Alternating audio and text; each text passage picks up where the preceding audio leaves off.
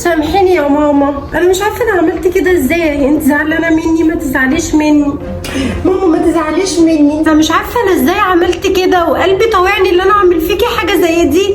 انت امي، ما تزعليش مني يا ماما. سامحيني يا ماما. مسامحاك يا بنتي، ربنا يسامحك ويرضى عنك، وعيش وشوف عيالكم. ربنا يخليكي لينا يا حبيبتي. قومي يلا شوف اللي وراكي. حاضر يا أستاذ. بقول لك يا امي، انا كلمت الدكتور وحدد ميعاد العمليه، بعد يومين عايزين نجهز بقى. ما بلاش منها يا ابني، انا قلقانه. ده عمليه بالليزر، مجرد ما هتفوقي منها هنرجع بيتنا والامور هتمشي تمام وهتبقى زي الفل، ما تقلقيش من اي حاجه. يا رب يا رب يا ابني.